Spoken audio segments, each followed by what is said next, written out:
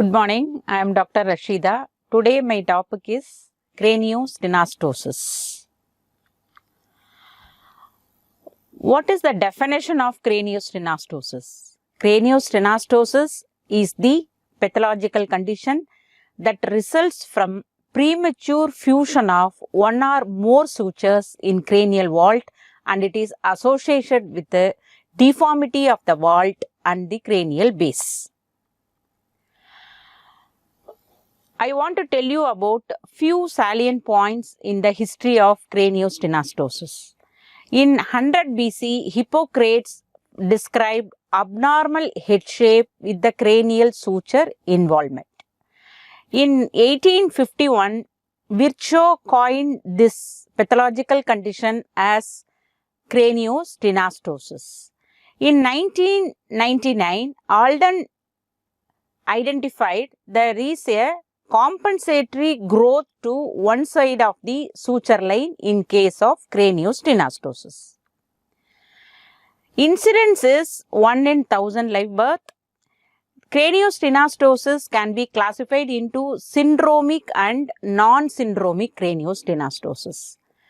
Non-syndromic is around 2%. Syndromic is more common, that is comes around 50%. Before going to the main topic, I want to tell you about the few salient points in anatomy of the cranial sutures. There are so many sutures is there in the cranium. This is the metopic, this is the coronal suture, this is the sagittal suture, this is the lambdoid sutures. The cranial sutures are classified into major cranial sutures and minor cranial sutures. Major cranial sutures are metopic, sagittal, coronal and lambdoid sutures.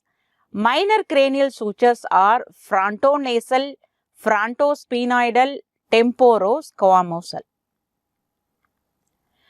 Why these sutures are very important? What is the importance of this cranial sutures? This normal infantile skull is flexible as well as expansile. The flexibility is important for, this is a flexible enough to get through the vagina during delivery, that is called as molding. Second one is expansile enough to accommodate the rapid brain growth of the newborn. This is a metopic suture, lies in between the frontal bone. Sagittal suture lies in between the parietal bone.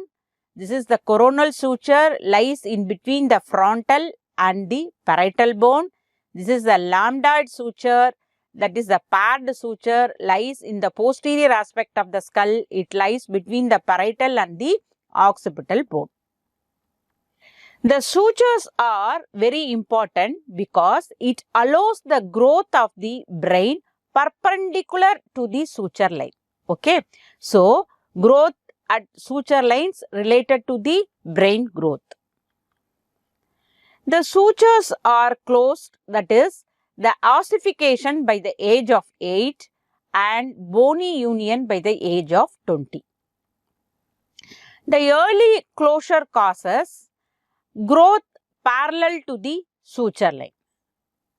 You understand that? Usually, these suture lines will allow the growth of the brain. To allow the growth of the brain within the skull is perpendicular to the suture line. If the sutures are closed early, it will not allow the perpendicular enlargement of the brain growth. It will inhibit the perpendicular growth of the brain. It allows the parallel growth within the calvarium. What are all the etiology of craniosynostosis?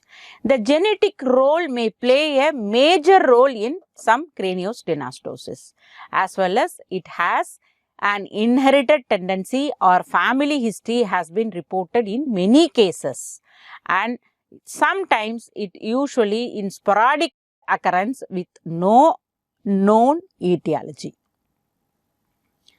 What is the pathogenesis of craniosynostosis? In 1950, Moses described the pathogenesis as the abnormal tensile strength from the cranial base. Because of that, there is a premature closure of the cranial sutures.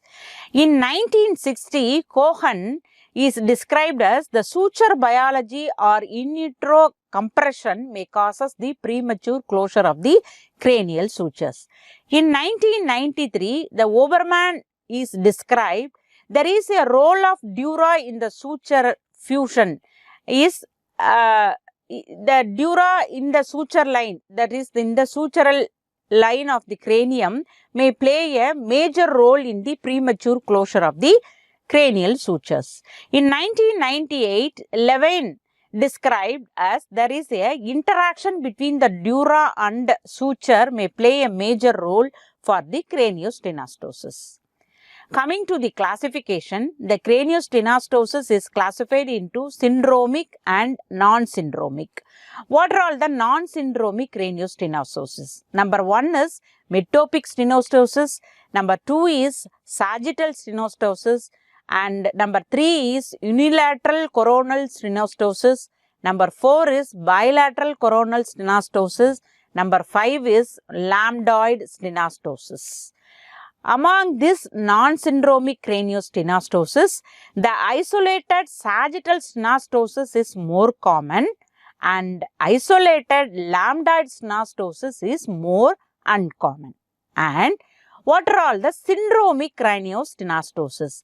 Number 1 is Uppert syndrome, number 2 is Cruzan syndrome, number 3 is Fiver syndrome, and number 4 is Sathre-Chosen syndrome, number 5 is Carpenter syndrome. Among these syndromic craniosynostosis, Uppert and Cruzan syndromes are more common. First, I will describe about the non-syndromic craniosynostosis. Among the non-syndromic craniosynostosis, it is further classified into common and uncommon. I already told the common stenostosis are metopic, sagittal, unilateral and bilateral coronal stenostosis. Among these, isolated craniosynostosis is more common. What is this? That is the sagittal stenostosis. Uncommon is lambdoid stenostosis.